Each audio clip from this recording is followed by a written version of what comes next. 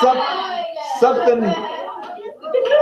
We must have a bad connection. Is it my hair? Is it my hair?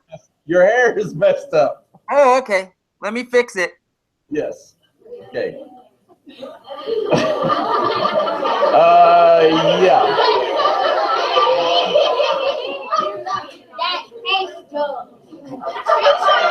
Okay, fine. Okay, fine. Okay. No, put it back on. Put it back on. Put it back on. What?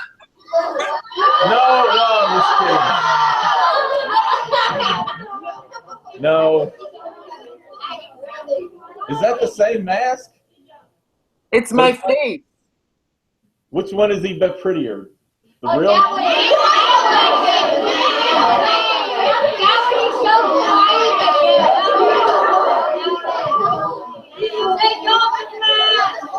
Okay, fine. All right, y'all listen. Here we go. Hi, everybody. My name is Ezra. Hi. So, as Mr. Martin has mentioned, I am many things. I do lots of stuff. All of it involves the entertainment industry and teaching. So I am a teacher, and I go and I teach people improvisation, and I teach team building workshops so that people can work together, listen, and cooperate with one another. But the more exciting stuff that I do is certainly the television work and the voiceover and cartoon work that I do. Does anybody watch Nickelodeon? There's a show on Nickelodeon right now that's called Miraculous Ladybug. There, it's over there. See it? You see that show? Have you heard of it? Yes. Well, that is a show that I'm a voiceover actor on, and it is also a show that I'm the voiceover director for. So I'm working with all of the actors doing all of the voices for that show that's on Nickelodeon. It usually plays on Saturday mornings at 8:30. But I also do lots of stuff. I'm also a theater director. Does anyone ever go see plays or musicals in the theater? Anybody raise your hand? Okay. So for instance, you can put your hands down now. I directed a show that's called Little Shop of Horrors. It's so much fun, you guys. It's a little bit scary. It's a little bit funny.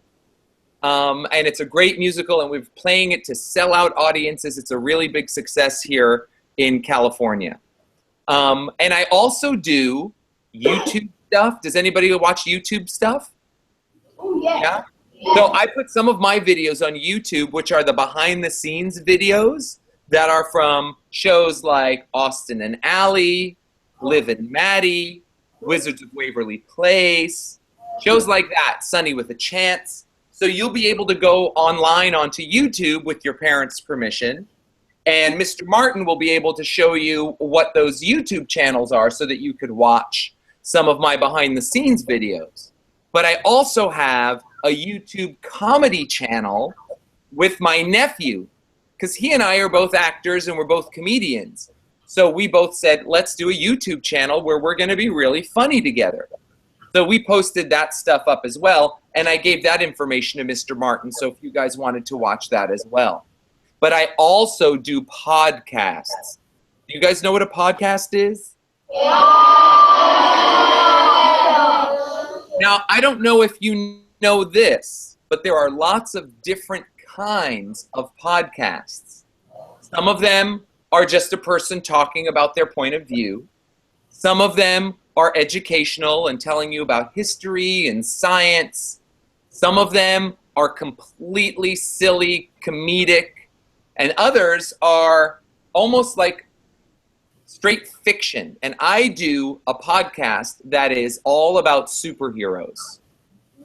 Does anybody in there like superheroes? Yeah? So I do a podcast that might be a little bit boring for you guys because it's a little bit more of an adult podcast, but it deals about how we are always living in the world with real live superheroes. And we talk about them, and they have real special powers, and they're doing really amazing, remarkable things. But I also do something else. I don't know if you guys have heard of this. They're called audio books. Have you guys heard of audio books? Now, we hear a lot of things over here. say what? We're real smart over here, man. I'll say, you guys really know. Most of the people I speak to are like, what's that about? I don't know what that is, but you guys are really sharp. So with audiobooks, when I meet a lot of people, because I'll go to conventions, maybe I'll go to a convention somewhere in Bowling Green, Kentucky one day, and I'll be able to meet you guys, which would be fun. But I go to voiceover and animation and cartoon conventions. And when I go to those conventions, I meet a lot of actors who want to do work in voiceover. And I always tell them, the best and the most number one advice that I always give is if you want to do work and build a career in voiceover, you should start by doing audio books. And you can even do audio books in your room by reading out loud. And start to practice reading out loud. Because I have to tell you guys, it is a very different fashion of reading when you read silently in your head versus reading out loud to an audience, even if it's an audience of your dog. There's a couple of things you have to do when you read out loud, right? Number one, you should slow down. You're able to read much faster when you read in your brain, silently. You can go through the page much faster. But when you read out loud for someone to be paying attention and listening to you, you should slow down. We all speak so quickly that sometimes our words get all mixed up and mushed, that people, sometimes parents are like, what did you say? Would you slow down, please? Right? So you want to make sure that when you read out loud, you slow down so that your words come out clearly. The other thing that you want to do is, you know how sometimes when you're reading a story, there'll be many different characters and sometimes the characters will talk to each other? You want to create the voice of that character. Now, it doesn't have to be perfect. It can only be the voice that you hear in your own head. So for instance, if a dad was talking to their son and the story says, it was a cold morning and everybody in the house was getting ready to go outside. And the father said, now listen here, son, you better put on your scarf and your mittens because today is gonna snow. And the boy said, but Dad, it's never cool to wear scarves and mittens. Everybody just goes to school with just a shirt on. And then the dad said, if you do that, son, you're sure to catch a cold and you'll miss your big baseball game. So you want to put different voices for your different characters. Now, did you notice I slowed down my pace? Yes. All right. Now, when you slow down your pace, it allows your audience to really listen and become involved in the story. Now, I love reading stories out loud, and I've done lots and lots of them. Now, I have a son who is right now in 7th grade, but 2 years ago, when he was in 5th grade, he had to write a fictitious story of his own. He had to make up a story, but it had to be about a real live event that happened to him. So he changed the people's names, and he changed some of the details that happened so that it was make-believe, but it was based off of a true story that he could remember. So he wrote it, and it was called The Call. And it was about Minecraft. Does anybody know Minecraft? Have you heard of it over there? Raise your hand if you've heard of Minecraft. Anybody? Okay. Well, in 5th grade, my son Jacob was very, very, very into playing a game called Minecraft. And his life was obsessed about Minecraft. Everything was Minecraft. He wore shirts. He had keychains. His lunchbox was Minecraft. He was always talking about Enderman and the Nether and pigs and zombie pigs and all that crazy stuff. Well, he wrote his story about playing Minecraft with his friend. and how his friend insulted him by calling him, I don't know if I'm allowed to say it. I'll say it anyway. His friend called him a noob.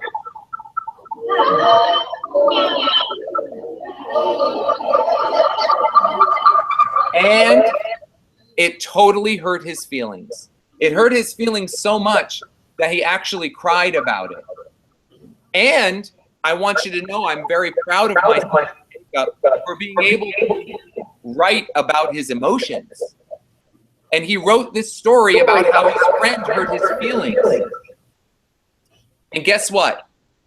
Since I am a voiceover director, and I get to work in a voiceover studio with microphones and great equipment, and it's able to be recorded and edited and have sound effects, I told my son Jacob, I said, I would really like to do an audiobook of your story, if that's okay with you.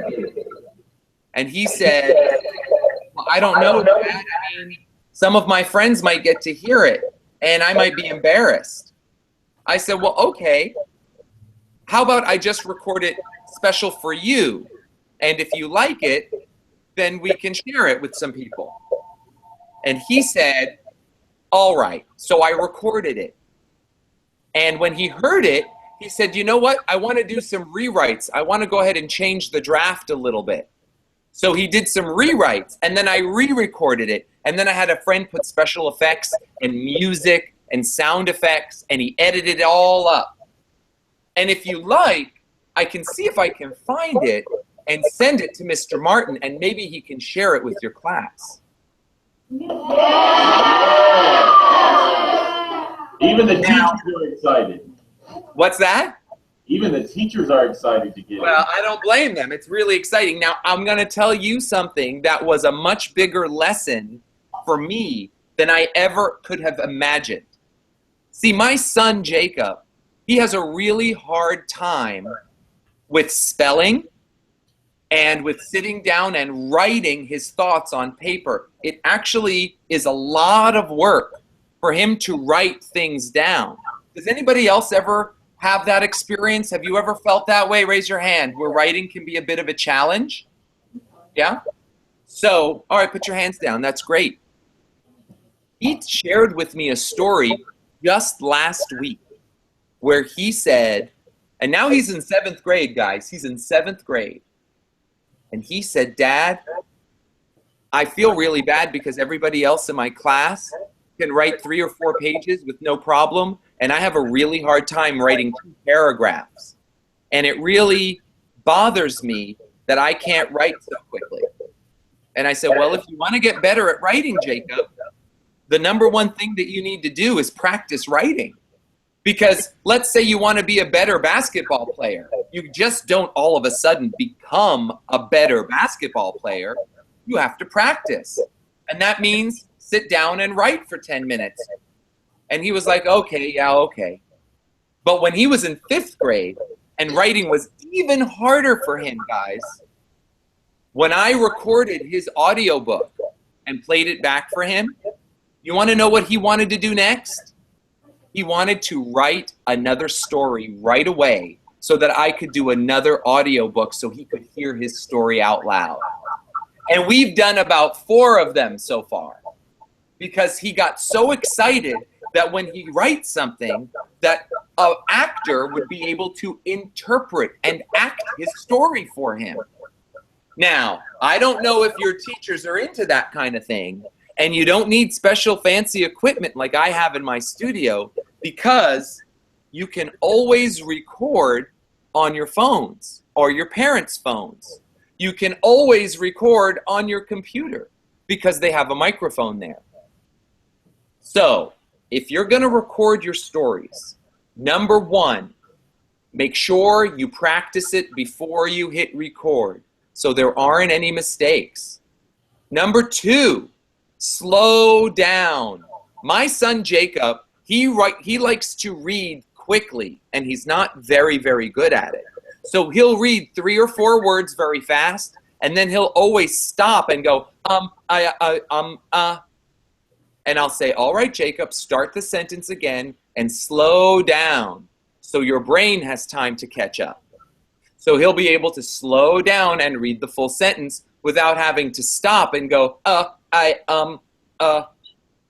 Does anyone ever do that when they read out loud? Me too. Me too. So it's important that you slow down. Now, another most important thing when you're going to record your stories or your essays or your journal is when you speak, please speak clearly. The letters of the alphabet are beautiful, and we want to make sure we say all of those letters and those sounds clearly and completely. A lot of people don't finish the ending sounds of a word. They'll cut it off. And that makes those letters feel kind of sad, I got to be honest. I've gotten lots of emails from a lot of letters like T and P and G, and they're like, man, why do they put me in words if people aren't even going to say me? So slow down and say all those letters, because those sounds really complete the words. Do you hear how I'm finishing all of my words?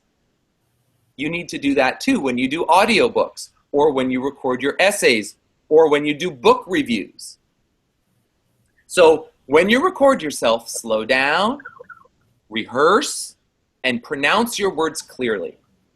And I'm telling you, you will start to become a professional voiceover actor and podcaster and audiobook recorder in no time. But also, if you're an actor on stage, you also need to say your words clearly. If you're going to be an actor on television or in movies, you also need to say your words clearly. And they always have to rehearse and review and read their scripts. All right, so that's enough advice for now, right? I don't want to get you guys bored. But what I do want to do is see if you have any questions for me, and I can also, while answering those questions, give you some more information. So did some people come in with any questions? I've got a question. Yes. Okay. For podcasting, how do you decide what your topics are? Let's say it's not an audio book. Let's say we're doing a series of leadership podcasts. How, being leaders, and do you interview someone? Do I just write out a script about an essay in terms of informational? What do they do when they want to do that? That is such a great question. So you mentioned the word essay, and you know how when you have an essay, you want to write an outline of your thoughts, where you're going to start from, supporting thoughts that give it credibility, and then, of course, conclusionary thoughts that wrap it all up. And when you do a podcast, what you want to do, since there's so much to talk about with leadership, you want to find one thing that you are going to explore. That one thing. Like, for instance, how being a good leader teaches other people to be good leaders. And what does that mean? So, if it's going to be a podcast, either you want to write down all of your ideas and share those ideas with someone else so that they can help you get that clear. You don't want to just write your ideas and then do it all by yourself, because it may not have good direction or clarity. So you want to write down those ideas, share those ideas with someone, be open to receiving that feedback of their ideas. And then, like, for instance, being a good leadership, being a good leader means that you are also creating good leaders. So find another person in your life. Could be somebody at your church. It could be somebody at your school. It could be somebody on your sports team. And bring them on and say, let's say, I'm going to make up a name. I'm going to make up a name like Mr. Martin. I'm going to have Mr. Martin on my podcast today because I know that Mr. Martin is an excellent leader because he teaches other teachers how to become excellent leaders in their classroom. And have you noticed how that has improved the educational system where you live? And he'll say, yes, I said, now, have you noticed anything in your personal life? Yes. Being a good leader at home brings a lot of happiness and joy to my family. Well, how do you mean? And maybe Mr. Martin will say, let's say it's a Saturday afternoon and we're all sitting around the house and we're bored and everyone's bored. I say, okay. He says, well, I'll present an idea like, hey, let's go out and do some mini golf. And we can go outside and get some exercise and play and use our brains and use our bodies and have an activity. I say, yeah, but how is that being a leader? And then Mr. Martin would say, well, I have to be brave enough to come up with an idea. I have to be brave enough to present that idea. And I have to be brave enough to say, let's go and do that idea. That's what leaders do. I say, aha. So you mean if it wasn't for your leadership, everybody would just be sitting at home all day bored. He says, that's exactly what I mean. Leaders put people into action. And when they have action, progress gets done and everyone has a good result. Wow, thank you so much, Mr. Martin, for being on our podcast today about leadership. You really taught us a lot. Well, it was a pleasure to be here. Like that, right? Right. So Then you think about, well, what other areas of leadership are there? Right? How else is being a good leader important? What is he doing? What's he doing?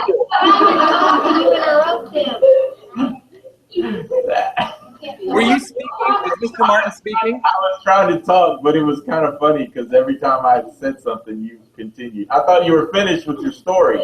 I'm done. You have wonderful stories, You talk. but they're kind of...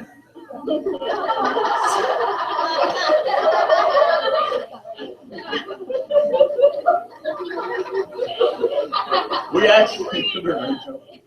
actually have a friend whose name is Rachel. Can you see Rachel? Hi. Rachel has a question for Do you. you ever get scared on stage? I do get scared on stage. You know what, Rachel? I do not get scared on stage. I get scared off stage before I go on stage. Does that make sense? Yeah. You know why I get scared off stage? No. I get scared off stage because sometimes I doubt my ability. Sometimes I wonder, oh, what if I mess up? Sometimes I think to myself, oh man, maybe I'm not ready. That's when I get really nervous. When I have feelings of doubt, right? And I'm off stage and I feel all the energy of the audience and I'm there and I think, oh, what if I forget all of my lines? What if all of a sudden I don't know what I'm doing anymore? But then I take a deep breath and I let the breath out and I tell myself in my brain, I said, you worked hard, you rehearsed, you prepared, you can handle this. Now, raise your hand. Has anyone ever gotten really nervous before they took a test? Okay,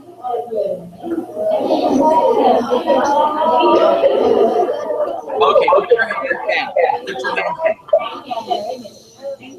Now, has anyone ever gotten really excited to take a test because they know they practiced and studied so well that they're ready for that test? Give it to me.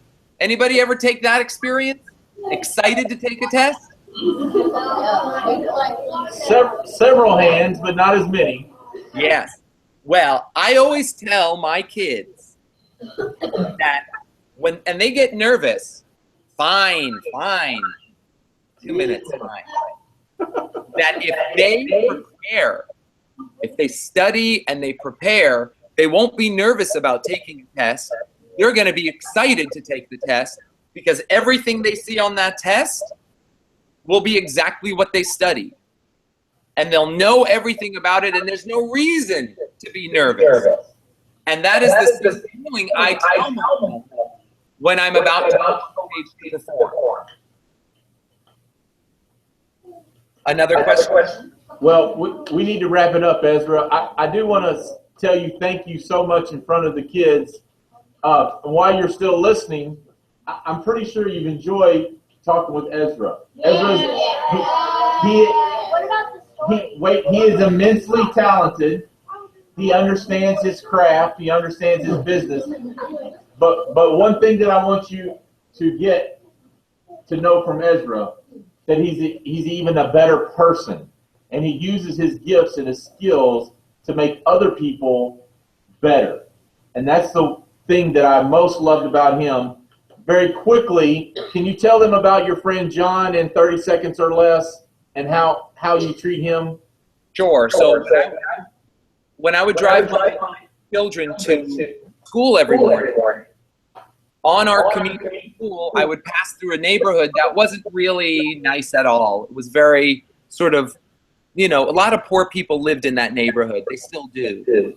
And there was this one man who would always be out front in his lawn, and he had a long black beard, and he had black hair, and he would wear dark sunglasses, and his clothes were not always very clean, and he would have a cane, and he would walk with a cane, and we would see him out on his lawn with his dogs.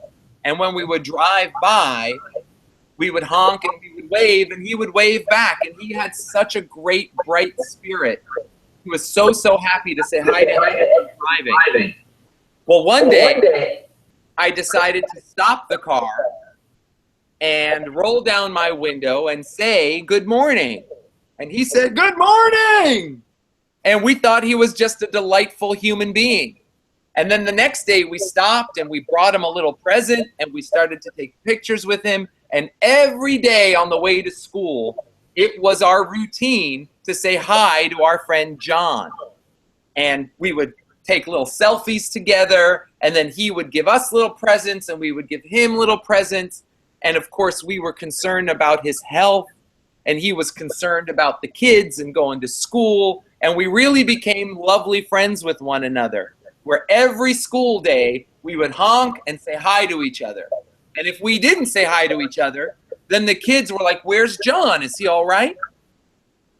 And really all of that is to say that your kindness, don't be afraid of everybody, especially if it's someone you see regularly, right? Daily, you pass by this person. You might want to stop and say hello to them, even if they don't look really clean or completely clean shaven. They have feelings. They've had hardships in their life.